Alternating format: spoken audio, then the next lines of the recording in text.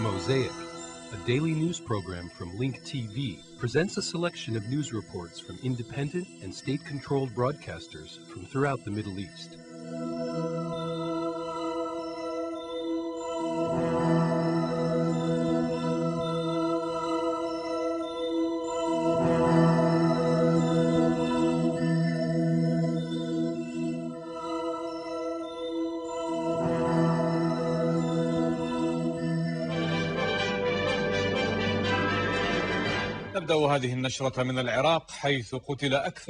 In Iraq, more than 20 people were killed after a car bomb went off in the city of Najaf. In Ramadi, an explosive device detonated at an American Army patrol, causing a tank to break down.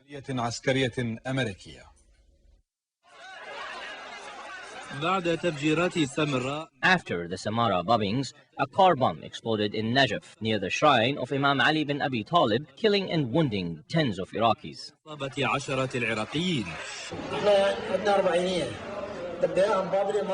The flames reached my face.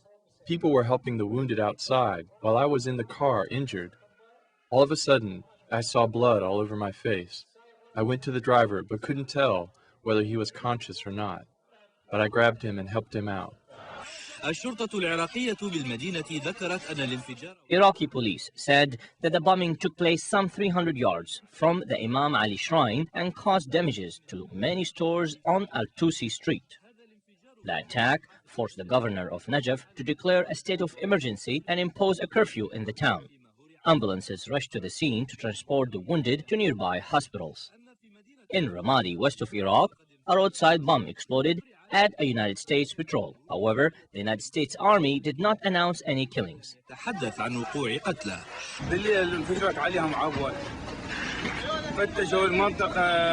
At night, an explosive device went off near them. They combed the area and did not leave any house without raiding it and destroying it.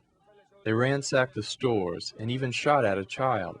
They invaded the area like it was some sort of game. An officer in the Iraqi army was killed and 5 others were wounded after an explosive device went off when an Iraqi patrol was passing through northeast Baghdad. In Kirkuk, 7 policemen and civilians were either killed or injured in a series of attacks targeting a joint Iraqi-American patrol. Meanwhile, search continues for the bodies of the victims. 13 bodies have been recovered west of Baghdad, including 7 people who were kidnapped from their workplace in the industrial district of Shu'la. من بينها 7 جثث تعود لأشخاص اختطفوا من مقر عملهم في الحي الصناعي بمنطقة الشعلة غرب بغداد.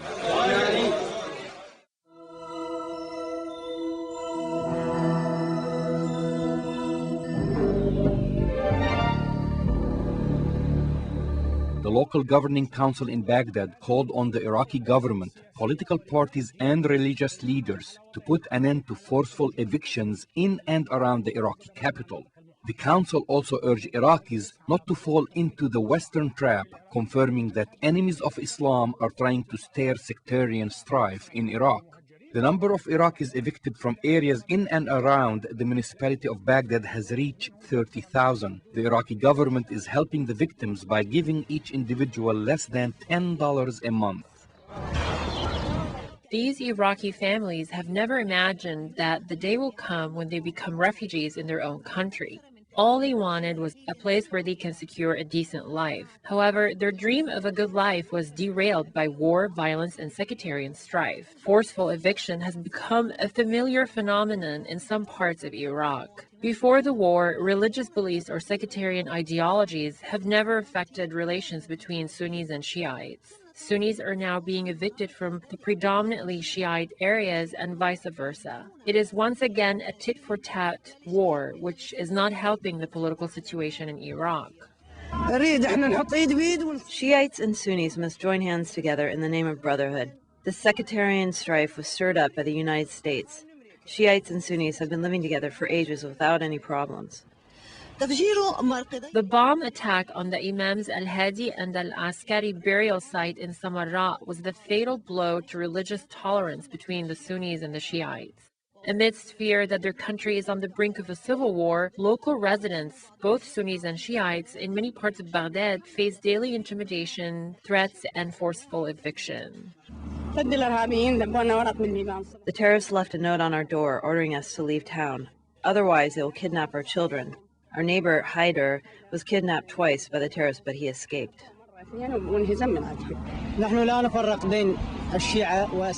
We do not discriminate between Sunnis and Shiites. We are all Muslims. We follow principles and values of the high religious authority. Under the leadership of Ali Sistani, God keep his legacy forever. We must stand united, and we must refrain from discriminating against one another. More than 30,000 local residents in the municipality of Baghdad have been forcefully evicted.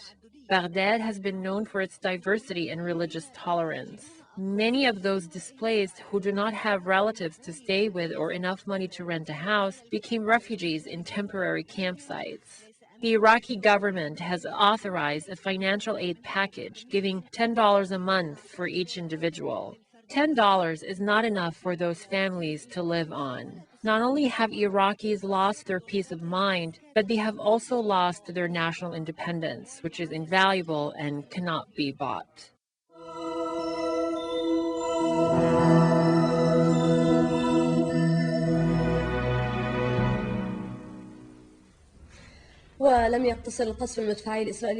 The continued Israeli shelling is not limited to the northern and eastern Gaza Strip and agricultural areas alone, but it also targets the homes of unarmed citizens. All the areas that are under the control of the Palestinian Authority in the northern Gaza Strip continue to be the target of aggression by the Israeli occupation forces. Not one day goes by without dozens of heavy tank missiles landing in these areas under the pretext of preventing members of the resistance from launching locally made missiles on Israeli lands.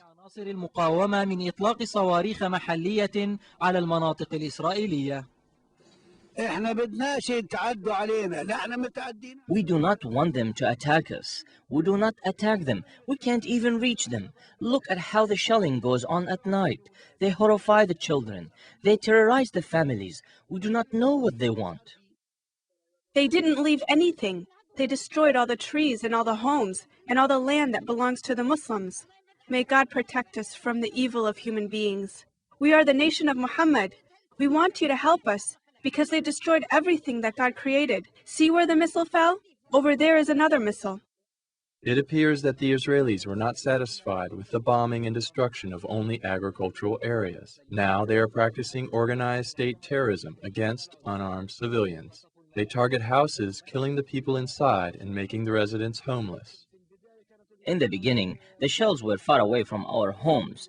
We weren't expecting it. We were not prepared for this.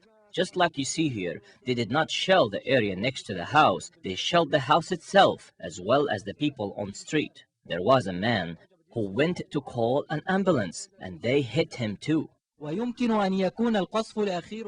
the latest bombing of homes in the village of Beit Lahia, which martyred one person and injured 4 others, is the beginning of a campaign of daily bombing of this area.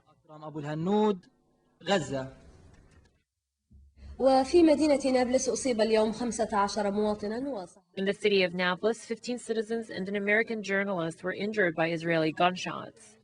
17 citizens were arrested, including a woman. To provide more details, we have on the phone our correspondent, Khalil Abu Arab. Khalil, there's a wave of aggressions and incursions in Nablus. What happened in today's incursion? What are the details?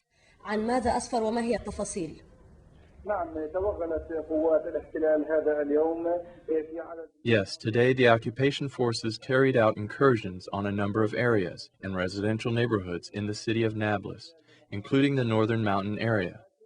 The occupation forces surrounded a number of buildings there, carrying out a wide-scale search and raid campaign. The military operation resulted in the arrest of 15 citizens. 13 others were injured. One person, 17-year-old Sami Ashafeh, was severely injured, sustaining gunshot wounds to the head. He is in the intensive care unit at the government hospital in the city. Medical sources say he is still in critical condition. The campaign by the occupation forces included surrounding a number of homes and buildings in the city, which they then raided and forced their way into using their weapons. During this incursion, the occupation forces opened fire in different neighborhoods in the area, injuring a number of civilians. Some of the citizens headed to the outskirts of the area that was being surrounded by the occupation forces. They arrested a group of citizens, including wanted perpetrators. They arrested Allah Habanjar and took him to an unknown place. The atmosphere is tense in Nablus after this Israeli occupation incursion that has continued for a number of days. Not one night passes by that the occupation forces do not carry out search and raid campaigns.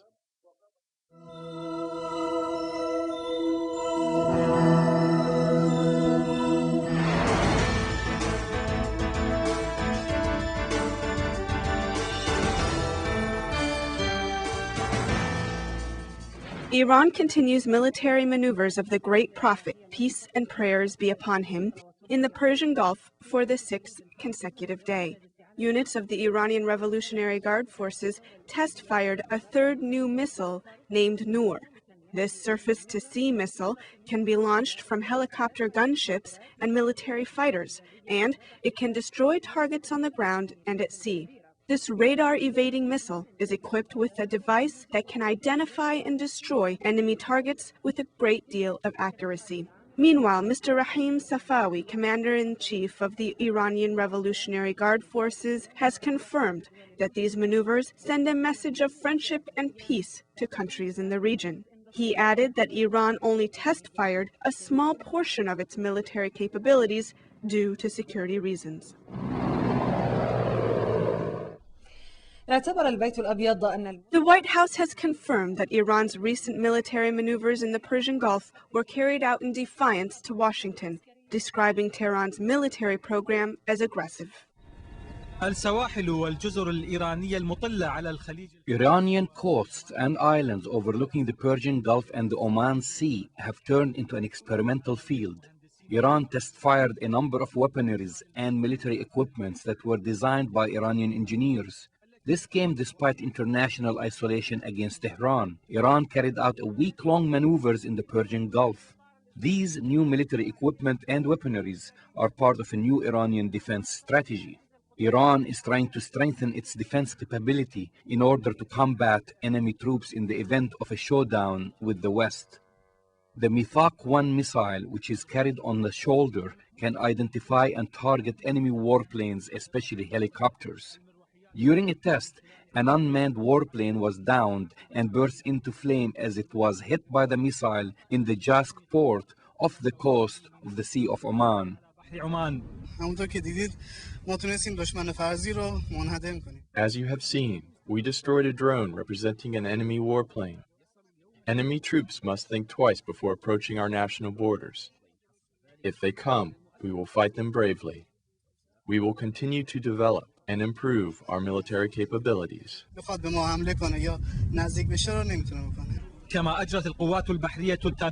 Moreover, naval forces of the Iranian Revolutionary Guards test-fired another fast missile named Kauthar. This sea-to-air missile, which is launched from warships and vessels, can evade radars and enemy tracking and jamming devices. Iran also carried out a test on a number of naval military vessels, such as the so-called flying dinghy, which has proven itself in these maneuvers.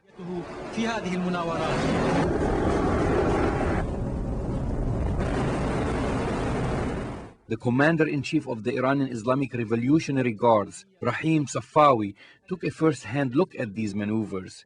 He expressed joy over the progress that has been made by the Iranian military forces, demanding all foreign troops in the region to leave.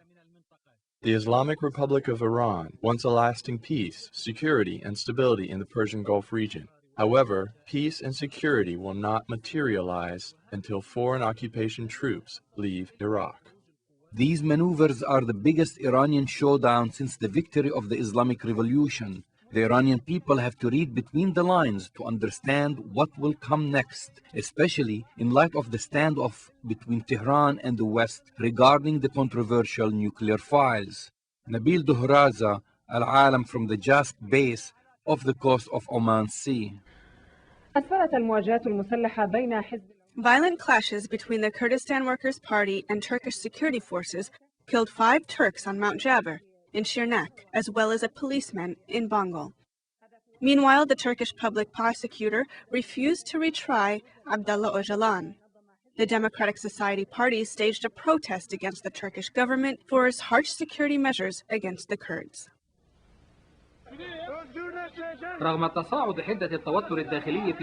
Escalation mounted in Turkey after the Justice and Development Party failed to follow through with its promises to find a peaceful solution to the Kurdish situation. The public prosecutor of the Turkish High Court rejected a demand by the European Court of Human Rights to retry Abdullah Öcalan, the leader of the Kurdistan Workers' Party. This will likely result in more escalation between the Kurdish guerrilla fighters and Turkish security forces, especially after 5 Turkish soldiers in Shirnak and a policeman in Bangol were killed during bloody protests and clashes. Meanwhile, the Kurdish Democratic Society Party continues its peaceful protest of Turkish security measures against Kurds in Diyarbakir, Batanan, and Shirnak. Protesters held up pictures of murdered Kurdish victims and chanted anti-Turkish government slogans, demanding that the killers be brought to justice. Murad Sayim, the party's leader in Ankara, denied his responsibility for the protests.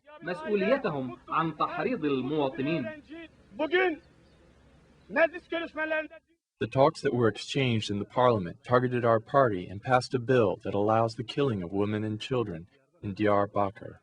We as a party did not encourage the people to protest. Demonstrators attempted to reach the headquarters of the Justice and Development Party to protest the government's policy and its harsh security measures against Kurds. The Turkish security forces halted the demonstration, but let protesters speak to the press and criticize the ruling party. The Justice Party government, which allows the killing of our children by gunfire on the streets and uses tear gas bombs in poor quarters, is violating democratic principles and human rights.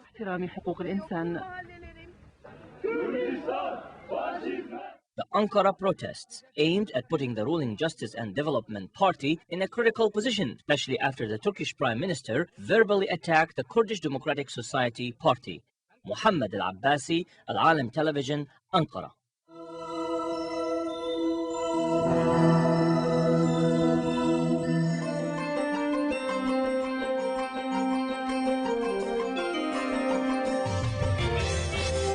American Ambassador to Lebanon, Jeffrey Feltman, met this morning with the head of the National Liberal Party, Dori Shamoun, at the party headquarters in Ashrafiyeh, where they discussed the latest developments in Lebanon, as well as the national dialogue. Mr. Ambassador, a few days earlier, Telecommunications Minister Marwan Hamedi revealed that a warrant was issued on his behalf from the Syrian courts, as well as MP Walid Jumblat and journalist Faris Khashan. And he considered these warrants as a threat for their security. What's the American government's position on this subject? Actually, as I was coming here on my way, I was reading something that was sent from Washington overnight. Let me, if you may, let me see if I see this. Because rather than hear my views, let me say what the official views from Washington are. On that issue, we condemn the reported issuance of warrants by a Syrian military court for Lebanese Member of Parliament Walid Jumblat, Minister of Telecommunications Marwan Hamadi, and journalist Faris Khashan to appear for questioning. These warrants are allegedly connected to a case filed by the Syrian military judiciary against these Lebanese for inciting the U.S. administration to occupy Syria, that's the quote, and defaming Damascus by holding it responsible for the assassinations and bombings in Lebanon last year. In our view, this is yet another cynical attempt by the Syrian government to continue its interference in the Lebanese political process and its crude attempts to intimidate the Lebanese people and their political leaders.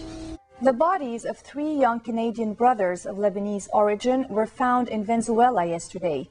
The brothers had been kidnapped more than a month ago by who were believed to be police officers who demanded a ransom of more than $45 million. The details with Yumna Tayyara.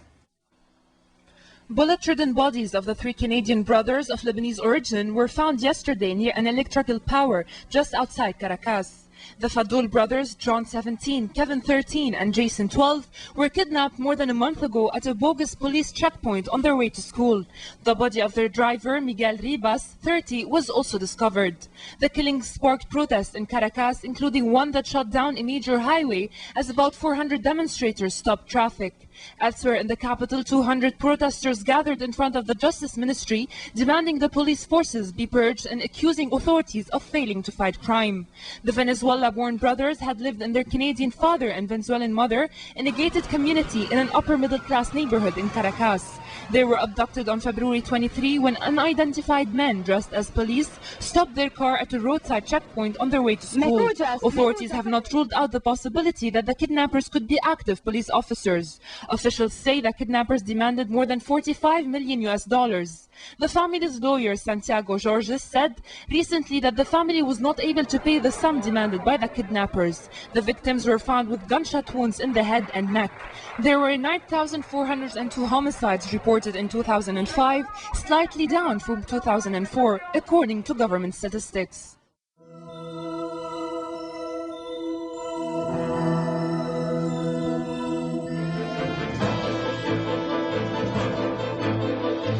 Now it's official. Acting Prime Minister Ehud Olmert has been asked to form Israel's next government.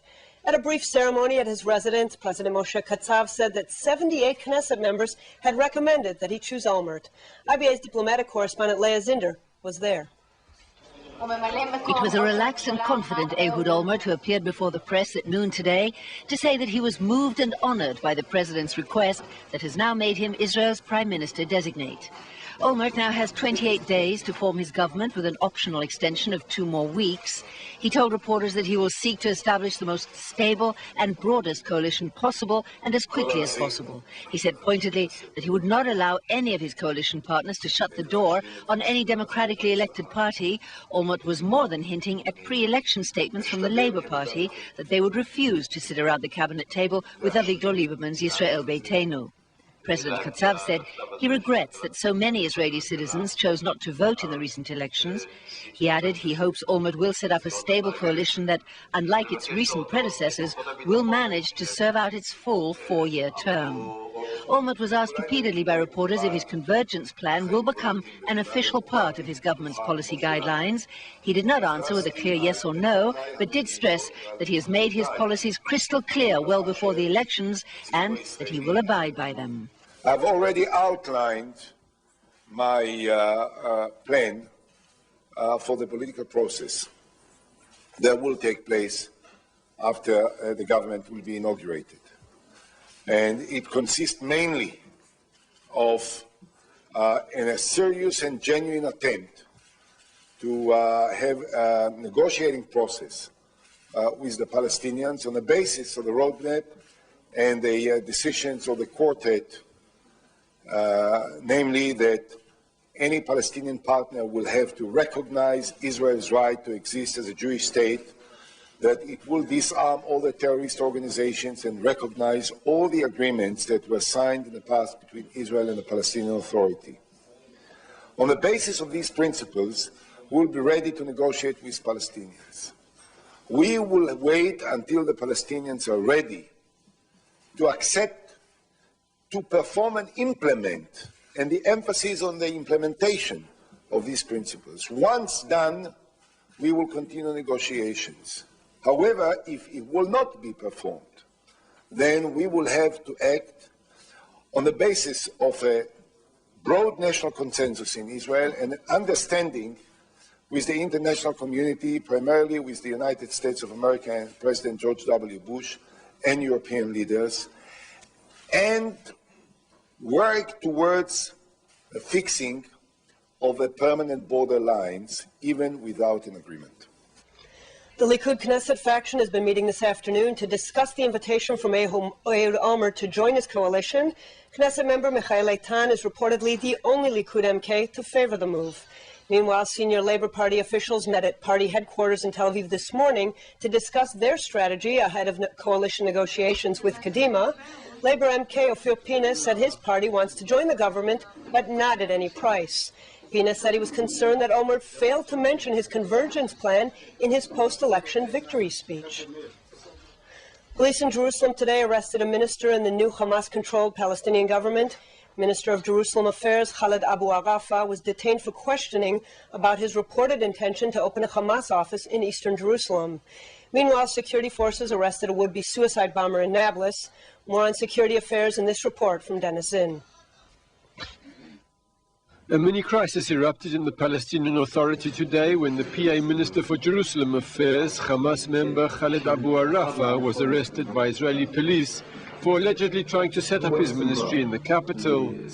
Palestinian Prime Minister Ismail Haniyeh called the arrest a provocation. Abu Aghafa was released this afternoon after questioning. The IDF sweep in Nablus continues. Another alleged would-be suicide bomber was arrested overnight, making that 3 over the last 2 days. This time it was a woman. Officers in the Central Command said they're operating according to specific intelligence connected to last Thursday's suicide bombing outside the Kadumim settlement in the Shomron, where 4 Israelis were murdered. Fierce riots broke out during the morning as scores of youngsters threw rocks and debris at the troops, including several explosive charges. The soldiers responded with tear gas and rubber bullets. Palestinian officials said that 7 people were wounded, including a teacher on her way to school. In all, overnight, 21 Palestinians were detained for questioning in the West Bank. 10 of them were released this afternoon. Meanwhile, a Qassam rocket fired from the northern Gaza Strip hit the industrial area south of Ashkelon this morning, causing minor damage to a mattress factory. 1 person was evacuated to hospital suffering from shock. IDF gunners continue to sporadically pound the open areas from where the missiles are launched. Dennis is in IBA News.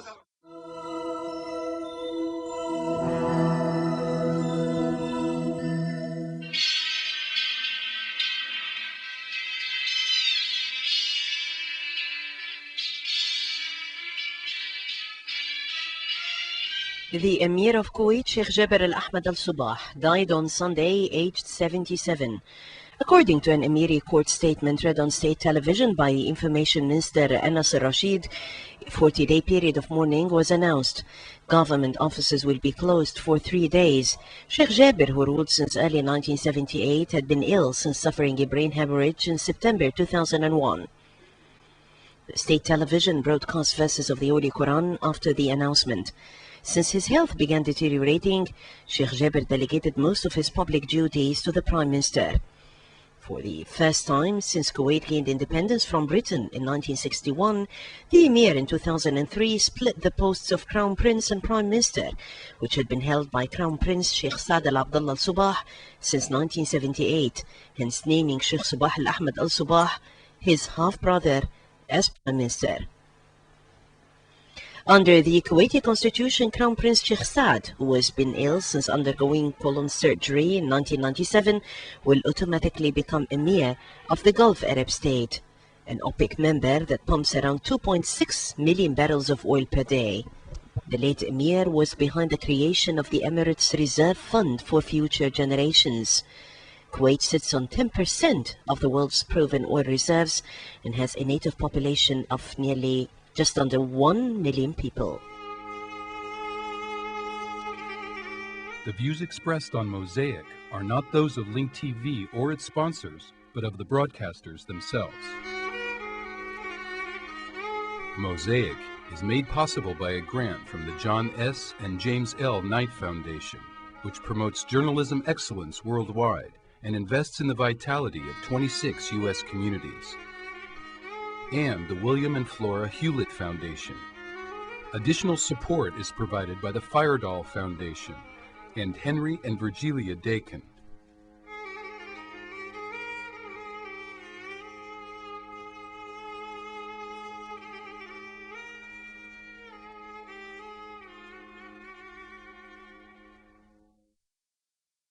This program is brought to you by Link TV for educational and non-commercial use only. For a transcript of this program, to watch streaming video, or for instructions on how to receive Link TV in the United States, visit linktv.org.